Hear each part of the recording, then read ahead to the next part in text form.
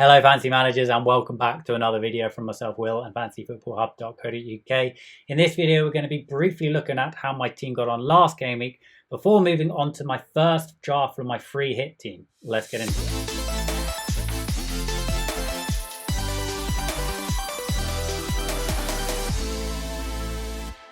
Okay, so last game week, not having no Spurs players did really catch up to me.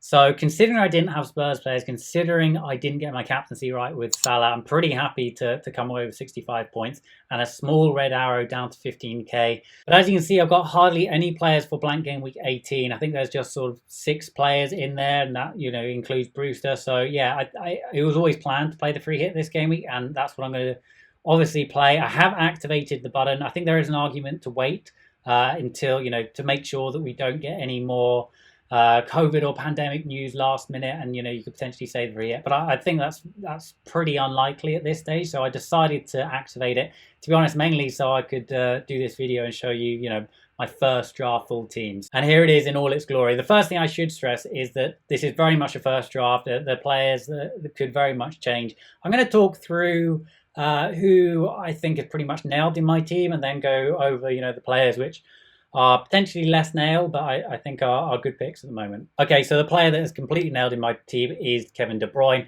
I'm not completely 100% on captaining him, but I probably will. You know, my slight hesitation with giving him the armband, you know, when he plays at home, he does tend to play a little bit deeper. It's almost in those tougher fixtures, which you kind of expect bigger returns from Kevin De Bruyne. But, you know, I think Brighton at home is a very, very good fixture, so I'm probably going to go with the captain on him. Bruno Fernandes, you know, another pretty much lock in my team, a no-brainer. I can't see, you know, any reason to take him out. Good fixture. He's going to be captained by a lot of people, I think, that aren't going to be playing their free hit this week. So I think it's definitely worth having him in your team. Sticking with the midfield then, and Saka is actually, you know, pretty much a dead set in my team as well. You know, I think that he is looking great. Arsenal seem to have got a little bit of their mojo back. His numbers are pretty good, you know, and he even when Arsenal were playing poorly, he did look like the one that could create something.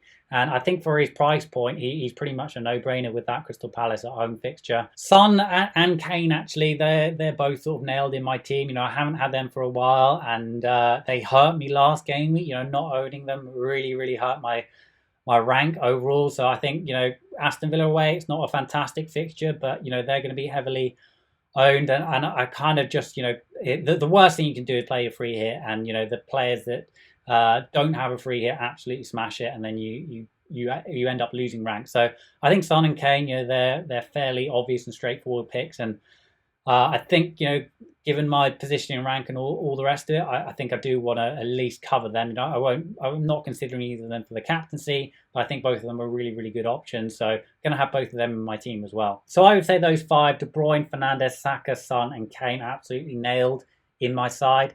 I'm pretty set on a Man City defender. Diaz is pretty much nailed in my side. At the moment, I'm currently going with 2 City players. I've gone for, or 2 City defenders, I should say.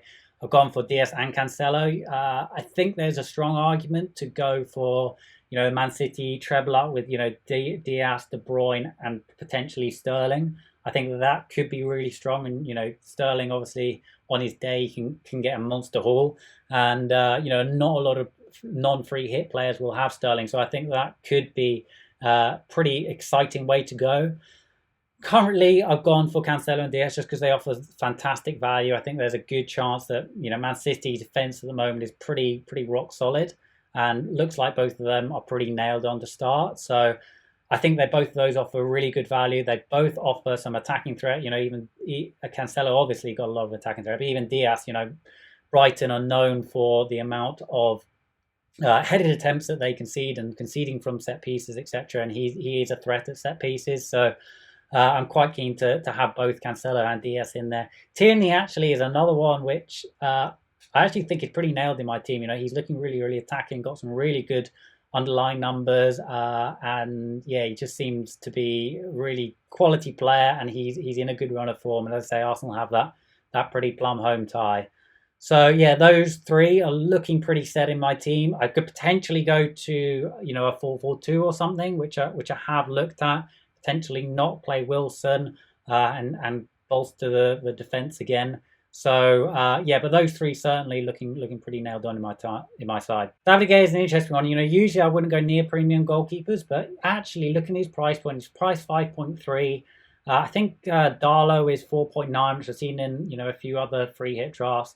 I think for an extra 0.4, I think that United are probably more likely to keep that clean sheet. So I think he's probably worth it. And if you look at his form recently, he seems to have got his mojo back a bit as well. So I think that David De Gea is an interesting shout. Certainly not nailed in my team. I think there are a few other keeper options. I mentioned Darlow. You could even go Martinez. The other option I really like is Leno. I think that he's a great shout at the moment. I've gone for the triple up in Arsenal with Tierney, Saka and Lacazette. So I don't have room for Leno, but I think that on paper he's probably the best keeper. So yeah, I think David De Gea, he's a nice route into the Manchester United backline. The other routes that I have considered are Maguire. I think that he offers some goal threat.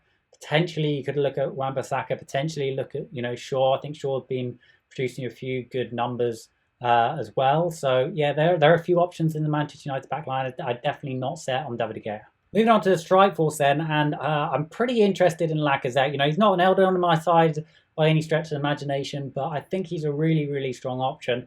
Banging form again. Arsenal have that really good fixture, and he's been producing some interesting numbers. So I'm going to switch over to the comparison tool now.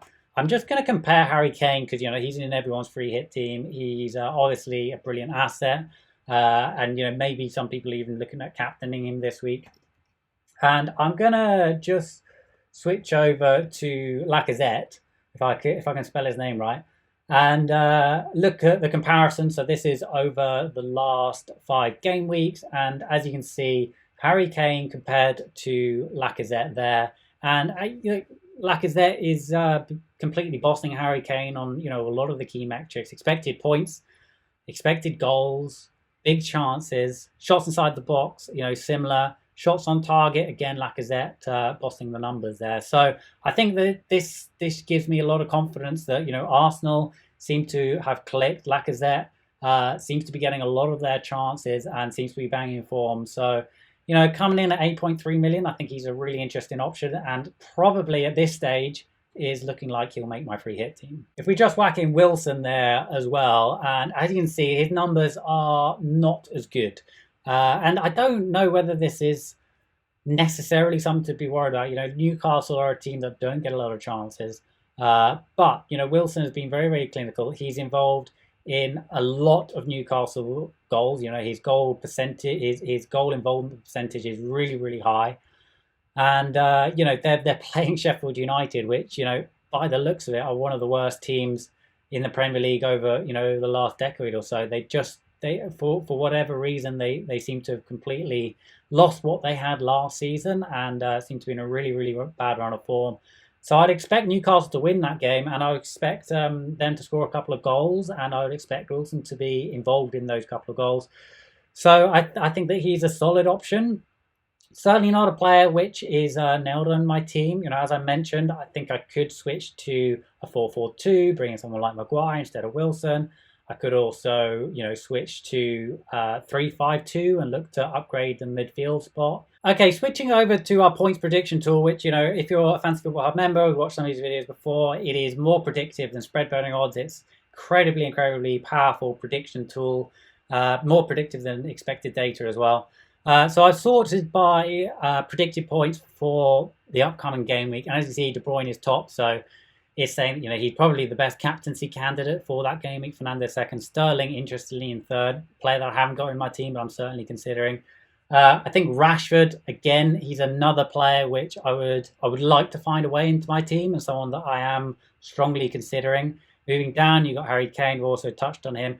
Aubameyang, interestingly, nobody really is going for him. I think there's a lot of value over, the likes of Saka, even, the likes of Son and Rashford. They're much more kind of price than Aubameyang. So I think that, at 11.3, he's still a little bit too expensive. Martial, interesting one. And again, Lacazette there. So a lot of the key candidates are picking up there and potentially some interesting differentials. I'm going to switch over to value now because obviously, you've got 100 million or maybe a little bit more than 100 million if you've played the markets like I have. But obviously, we're trying to get value players into our side. And I think that one player which, you know, if you're struggling to find money in the bank, then, you know, you could look at, instead of going Cancelo, you could go Stones. I think he's looking pretty nailed on at the moment, and coming in at 5 million offers fantastic value. Leno, player that I mentioned, currently got De Gea, but I'm very much considering Leno. But again, there's a lot of Arsenal players that I want, and as a Spurs fan, that's a little bit painful to say at the moment. But yeah, look, I think Leno's a great shout, Tierney's a great shout, Saka's a great shout, Lacazette's a great shout, and again, going on to the Man City guys, Cancelo there, Saka, Ramsdale could be a potential option. Watkins, haven't mentioned him in this video, but I think that he's a potentially good shout as well. You know, offers really good value at 6.1 and holding there. Now, I'm not going to go into any more detail than that, but what I would say is that especially for this game week, and well, for any great game week actually, because obviously, you know, you can stretch the game weeks out here and see, you know, who are the best value players over the next few game weeks. Incredibly powerful tool. If you're a Fantasy Football Hub member, then go check this out. Really, really good resource. If you want to check it out for free, you can do. Just go to fantasyfootballhub.co.uk/free trial. Leave a link in the description for that. Okay, just to briefly wrap up then. Pretty happy with this team. I can see, you know, maybe 2 or 3 changes, but overall, I'm fairly set on it. You know, the players that I'm certainly thinking of bringing in and thinking that could potentially shake this up in a significant way would probably be Sterling and Rashford. I think both of those are really good picks and probably mean me going slightly cheaper in defence and probably go for, you know, a 3-5-2 formation. Get rid of Wilson and yeah, reduce the money spent in defence a little bit. So that's a potential route that I am considering going. But yeah, there are lots of good options this game. I think it's a good game week to free hit if you are thinking about it. I will, of course, be revealing my final free hit team on Twitter at FFH_Will. So if you want to see that, please do drop me a follow on there. I hope you did enjoy this video. If you did, please do drop the video a like and subscribe to the channel with those notifications turned on if you're not already. But otherwise, good luck for Game Week 18. I hope your free hits go well. And yeah, I'll see you on the other side. Bye for now.